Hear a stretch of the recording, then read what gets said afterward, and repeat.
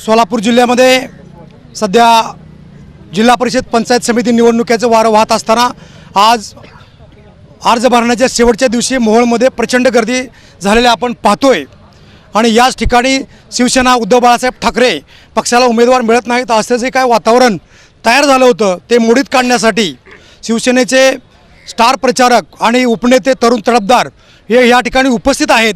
त्यांचे जे थेट दोन शब्द आपण बोलत आहोत। या निवडणुकीविषयी मोहोळ तालुक्यातील आपल्या पक्षाची भूमिका काय वाटते आपल्याला? शिवसेना पक्षप्रमुख माननीय उद्धव साहेबांच्या आदेशाने सोलापूर जिल्ह्यात मोहोळ तालुक्यामध्ये जिल्हा परिषद पंचायत समितीची निवडणूक लागलेली आहे।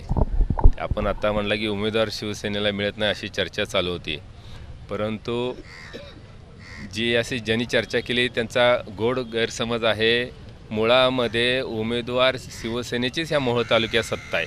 मोहोळ तालुक्याचा जी चालूचा आता आमदार आहे ती फक्त आणि फक्त शिवसेना उद्धव बाळासाहेब ठाकरे पक्ष साहेबांच्याच जीवावरती आमदार झालेला आहे। कुणी जर अशा स्वतःच्या पाठी थपटून घेत असेल तर त्यांच्या मनाला त्यांनी विचारून घ्यावं की शिवसेना कोणाची आहे आणि कोण कोणाच्या जीवावर निवडून आलं आहे।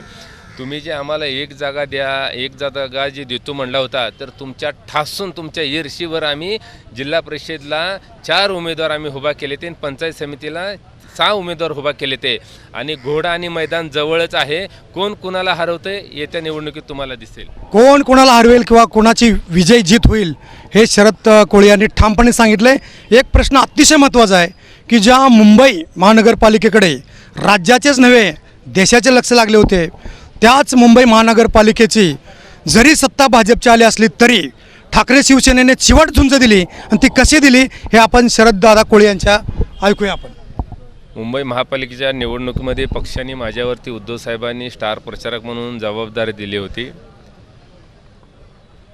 तुम्ही सोशल मीडियाच्या माध्यमातून बघत असाल की मुंबई महापालिकेमध्ये या गद्दारानं, ज्या भाजपनं, ज्या देवेंद्र फडणवीसांनी बाईसारख्या ना मर्दासारखे अवलाद साड्या घालून लोकांच्या रात्री घरी जाऊन लोकांना ईडी CBIच्या माध्यमातून, केंद्राच्या माध्यमातून, महाराष्ट्राच्या पोलीस यंत्रणेच्या माध्यमातून, वेगवेगळ्या यंत्रणेच्या माध्यमातून भीती घालून त्यांच्यावर दबाव आणून त्यांच्यावर खोटे गुन्हे दाखल करण्याचे षडयंत्र रचून पक्ष फोडला, सत्ता पाडली। त्या ठिकाणी एकनाथ शिंदेने जेव्हा 50 आमदार, 18 खासदार आणि मुंबईचे जवळजवळ 60 ते 70 नगरसेवक घेऊन गेले, तरीसुद्धा उद्धव बाळासाहेब ठाकरे साहेबांनी शिवसेनेचे 71 नगरसेवक मुंबईमध्ये निवडून आणले।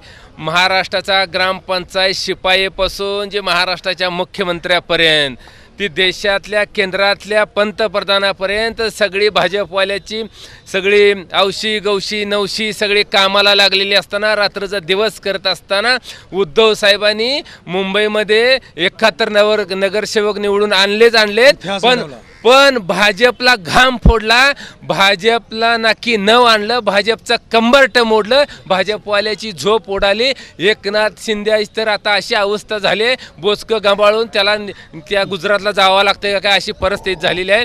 आणि खरं तर सत्ता आमचीच आलेली आहे। यांनी किती जर ही गद्दार म्हणत असतील ना सत्ता त्यांची आली भाजपवाली, तर सत्ता उद्धव बाळासाहेब ठाकरे साहेबांची आली त्याचं कारण आहे, अरे सोशल मीडियावर बघा रे, बघा, लाजा वाटू द्या तुम्हाला, तोंडावर घेऊन अजून बोलताय। अरे निवडणूक अधिकाऱ्याची हालत तर त्या गल्लीतल्या कुत्र्यासारखे झाले, त्यांना कोणी विचारेना। निवडणूक आयोग म्हणजे भाजपवाल्याच्या घरात भांडी घासण्याचं काम करतंय, सालगड्यासारखं काम करतंय। अरे निवडणूक अधिकाऱ्याच्या हातात रस्त्याने पेट्या मतपेट्या, किती नीच आणि नालायक काम करचाल। अरे तुम्ही लोकशाहीचा घात केलाय, हुकुमशाही आणताय तुम्ही। आणि ही जी निवडणुकीला आम्ही जिल्हा परिषदेला आता निवडणूक लढतोय ना, ती आम्ही आता हुकुमशाहीला विरोध करण्यासाठी, लोकशाही जिवंत ठेवण्यासाठी आम्ही निवडणूक लढतोय।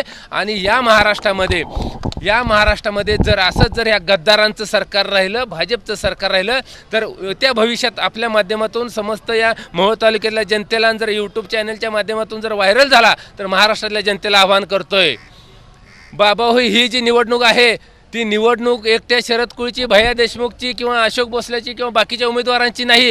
ही निवडणूक आहे तुमच्या बापासाठी, तुमच्या आईसाठी, तुमच्या लेकरासाठी, स्वाभिमान. तुमच्या मुलासाठी, तुमच्या मुलीसाठी निवडणूक आहे. त्याचं कारण आहे, जर निवडणुकीमध्ये आपण जर चांगला निर्णय नाही घेतला, जर गद्दाराला ऐकून किंवा भाजपवाल्यात जर ऐकून आपण पैशाच्या आहारी जाऊन जर तुम्ही वेगळ्या पद्धतीने मतं कराल, तर ही भाजपवाली काय करते सांगतो, ही पिसळलेली कुत्री आहे, ती कचाकच चावत सुटतील तुम्हाला.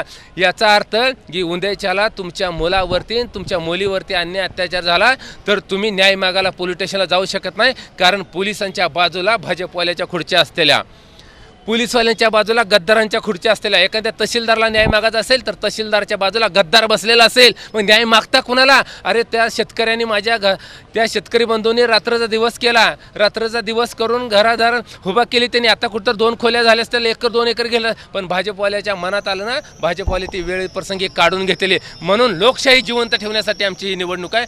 हुकुमशाहीला आम्ही कधी खतपाणी घालणार, हुकुमशाही हाणून पाडल्याशिवाय सोडणार नाही. लोकशाही जिवंत ठेवण्यासाठी आणि हुकुमशाहीला गाडण्यासाठी या निवडणूक महत्त्वाची आहे असं शरद कोळे यांनी सांगितलं आहे.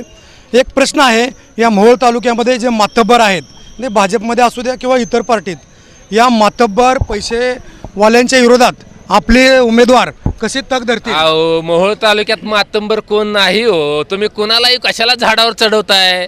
अहो, मोहोळ तालुक्यातली प्युअर ही दरोडेखोराची गँग आहे हो. मोहोळ तालुक्याची मातंबर म्हणून बोंबलत हिंडतील ना, ती चोरांची गँग आहे हो.